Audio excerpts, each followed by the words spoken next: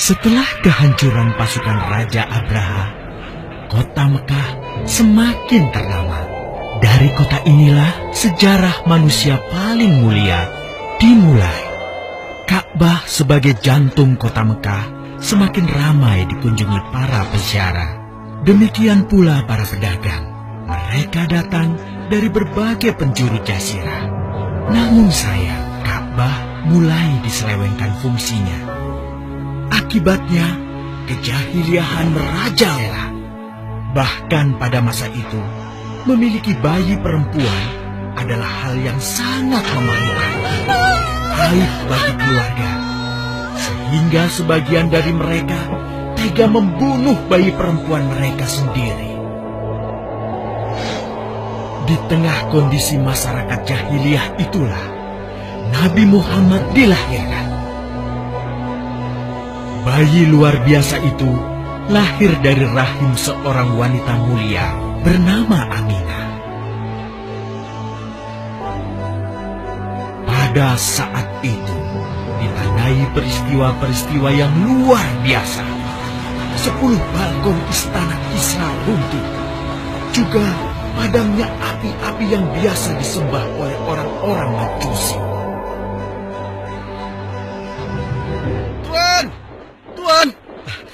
Tuan Abdul Muthalib, ada kabar gembira. Kabar gembira? Kabar gembira? Kabar gembira apa? Tuan, cucu Anda telah lahir. Benarkah? Laki-laki atau perempuan? Laki-laki, Tuan. Subhanallah, Alhamdulillah, Allahu Akbar. Kalau begitu aku ingin segera melihatnya. Mari, Tuan. Setelah mendengar itu, Abdul Muthalib bergegas menuju ke rumah Aminah.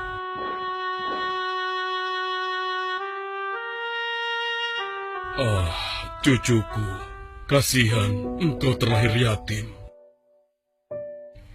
Dengan penuh kasih sayang, Abdul Muthalib membawa cucunya ke Ka'bah. Ya Allah, jadikanlah cucuku ini menjadi seorang yang mulia dan terhormat, sebagaimana Nabimu Ibrahim alaihissalam.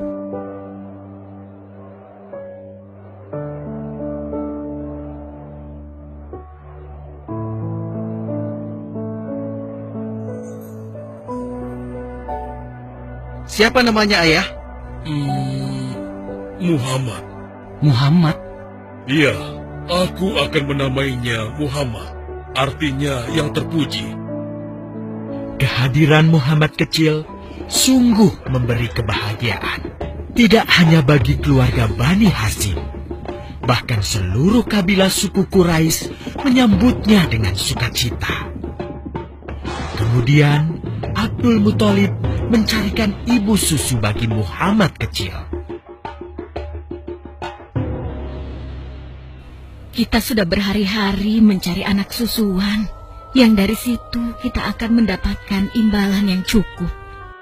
Namun hingga saat ini, belum juga kita dapatkan. Ya, istriku, aku mengerti. Apa kita terima saja bayi yatim itu? Muhammad maksudmu? Iya, cucu dari Abdul Muthalib. Kasihan dia. Hampir semua teman-teman dari rombongan kita tidak ada yang mau menyusuinya. Karena tidak ada harapan untuk mendapatkan imbalannya dari ayah bayi itu. Betul juga engkau, istriku. Kasihan anak itu. Aku mendukungmu jika engkau susui dia. Mudah-mudahan Allah memberikan keberkahan bagi kita. Halimah segera mendatangi Abdul Muthalib. Dia bersedia untuk menjadi ibu susu dan pengasuh bagi Muhammad kecil. Betapa gembira Abdul Muthalib mendengarnya. Halimah dari Bani Sa'ad itu akhirnya dipercaya Abdul Muthalib untuk mengasuh cucu. Aku lanjutkan berkemas-kemas dahulu. Hah? Ada apa, suamiku? Lihat, unta dan keledai kita. Mereka demikian sehat, tidak seperti sebelumnya. Subhanallah. Betul, suamiku.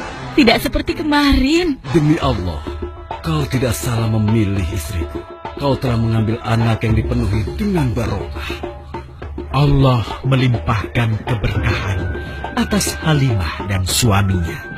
Mereka pulang ke kampung Bani Sa'ad dengan penuh rasa syukur. 2 tahun berlalu sudah.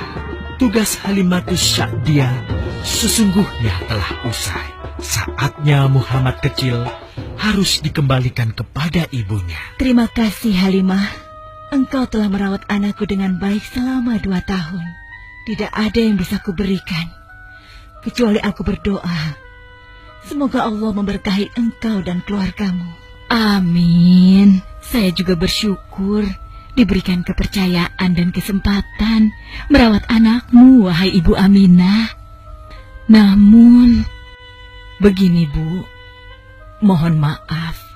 Kalau boleh, izinkan aku merawat Muhammad lebih lama lagi. Aku masih sangat sayang padanya. Baiklah, kalau begitu aku setuju dengan usulmu. Bawa dan rawatlah Muhammad sebagaimana dia anakmu sendiri. Terima kasih, Ibu. Terima kasih.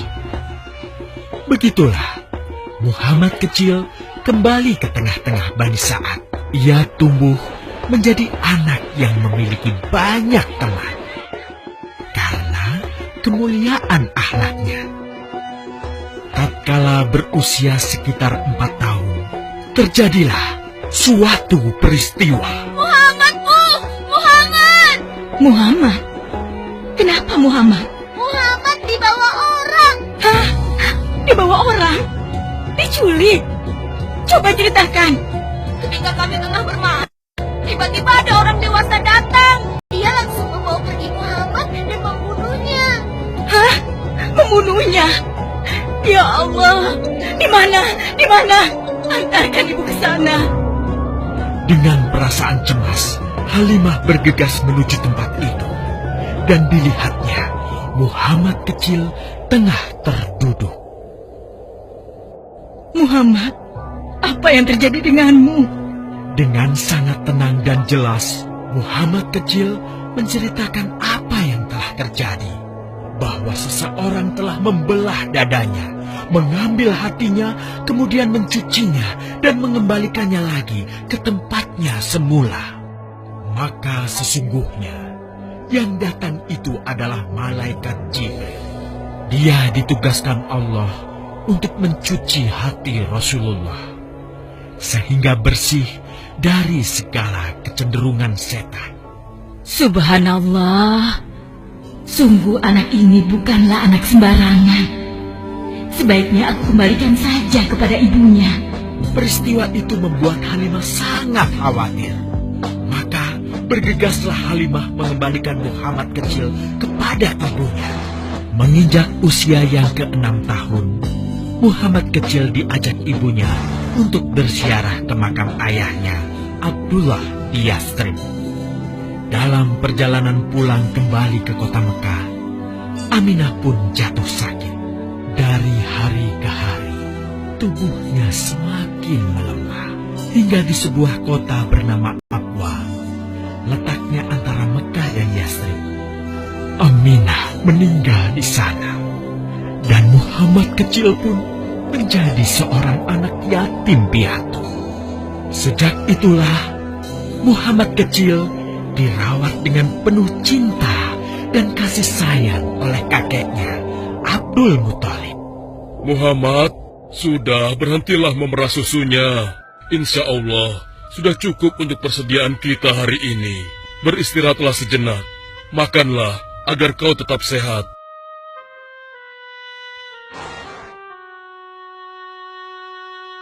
Ya Allah, betapa mulia akhlak cucuku ini.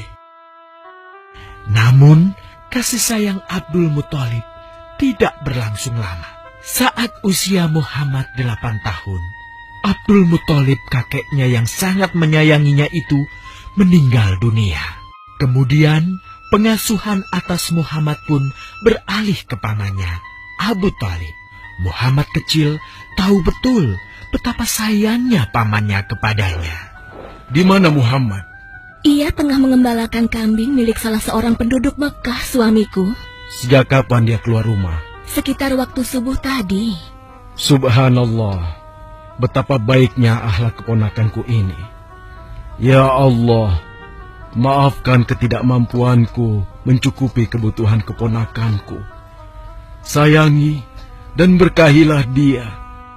Jadikanlah dia orang yang mulia di antara manusia.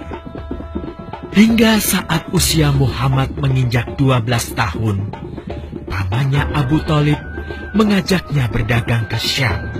Sampailah mereka di satu daerah bernama Busra.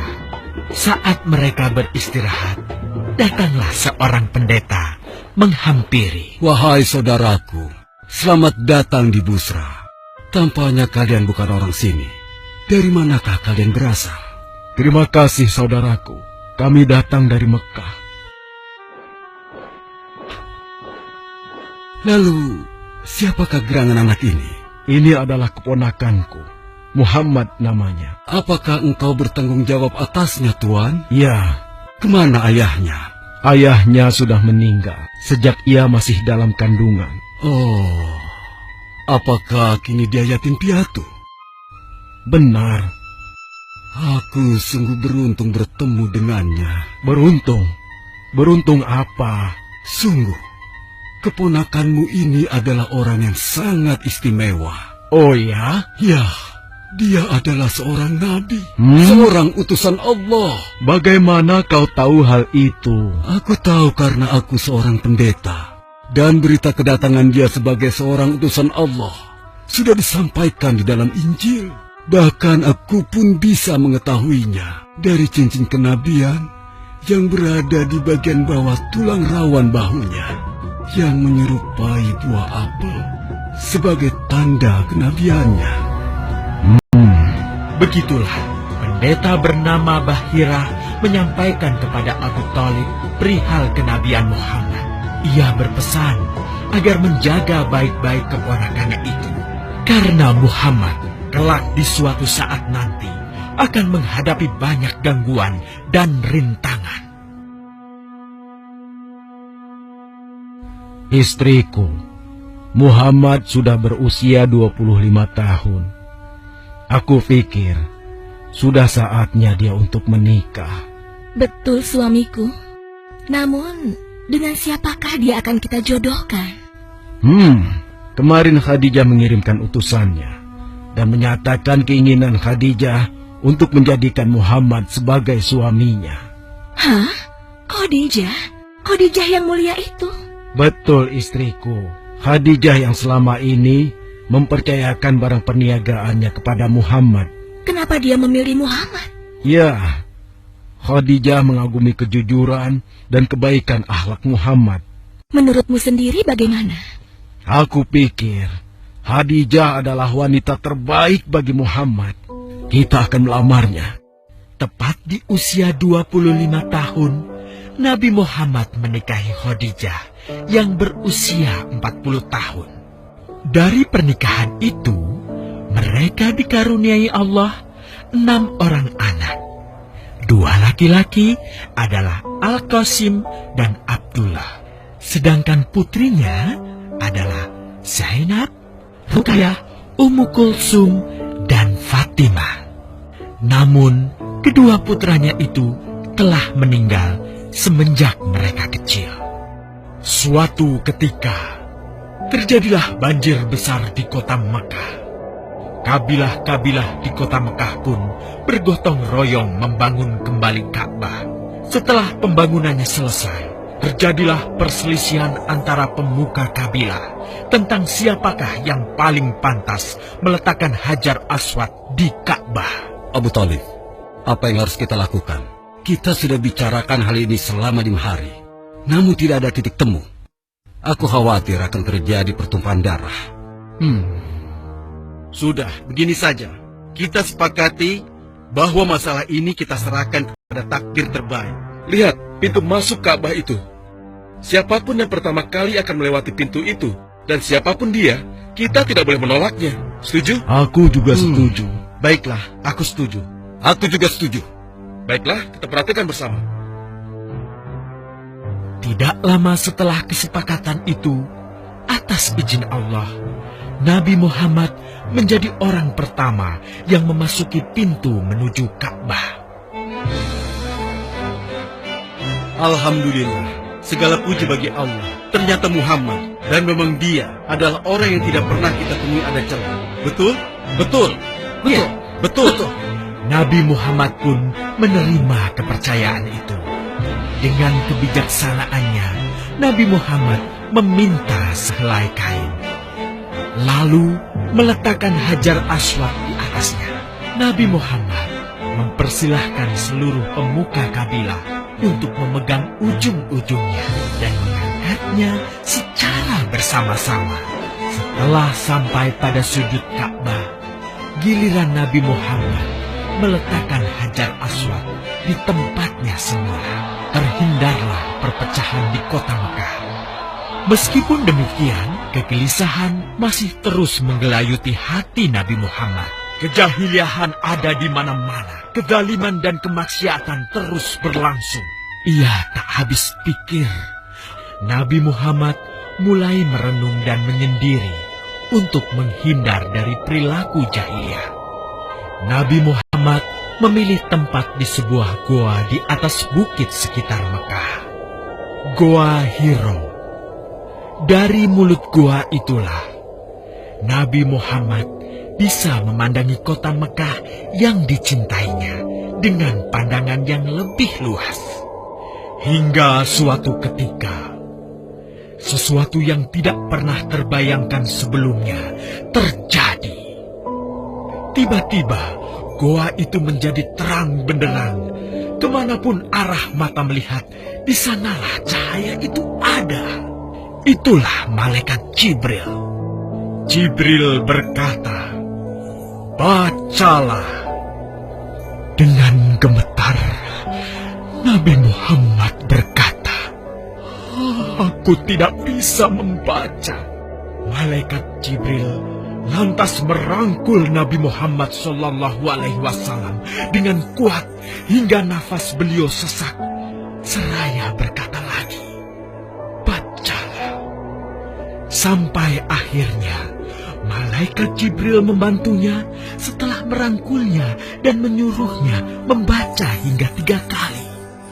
Kemudian malaikat Jibril membantunya membaca. "Bacalah dengan menyebut nama Tuhanmu yang menciptakan. Dia telah menciptakan manusia dari segumpal darah. Bacalah, dan Tuhanmulah yang paling pemurah, yang mengajarkan manusia dengan perantaraan Al-Qalam.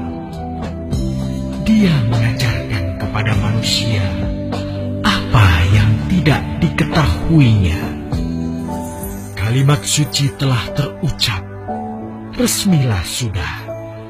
Dari dalam Goa Hiro, Allah mengangkat Nabi Muhammad SAW sebagai penuntun dari kegelapan menuju cahaya, dari keburukan menjadi kebaikan, dan dari kesengsaraan menuju ke keselamatan.